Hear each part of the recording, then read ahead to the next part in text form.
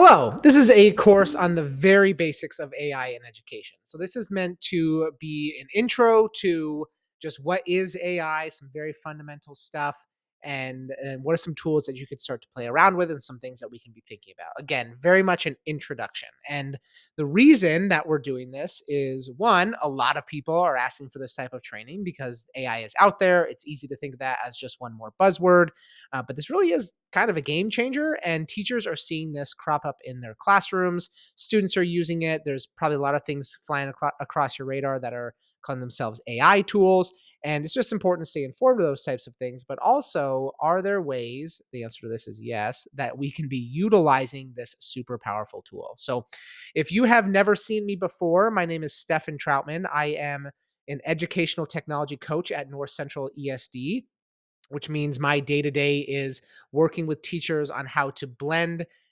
educational technology with best practice in the classroom, whatever that might look like. So, when AI tools kind of came out and ChatGPT exploded onto the scene, it was all very exciting and nerve wracking for us in the ed tech world. And mostly nerve wracking for teachers, just because there are a lot of unknowns. So I'm just going to walk you through very briefly what you can expect in this course and just some logistics on here. So let me make myself a little bit smaller. All said and done, this should take you a couple of hours. It is worth 5 clock hours, 3 of which are STEM. And so make sure you get the information for that at the very end of this course. So we will start off just by talking about what AI is. We are starting here because there's a hesitancy to jump in for a lot of people because you're not sure if it is just the new buzzword. And one of the things that we need to do at the very beginning is demystify this topic. What are some things that we think we know about it? What are things that we don't know about it? There's a lot of that, by the way. There's a lot that we don't know and how it's going to be used. So we'll just start by unpacking that a little bit and having a very, very, very, very brief discussion around ethics, because this takes a lot of different forms. So I just like to address that at the very beginning. What are some of the ethics conversations we should be having about utilizing AI? Just that way we can move forward with intentionality and be responsible. Then we're going to drop into the first one that most of you know about. So this first module here might take you 30 minutes to an hour, depending on how much you want to dig in. This second module will probably take you around an hour. You could honestly spend a couple hours on this, but just pace yourself as you go through. That way you're not investing way too much time in all of this unless you find that meaningful.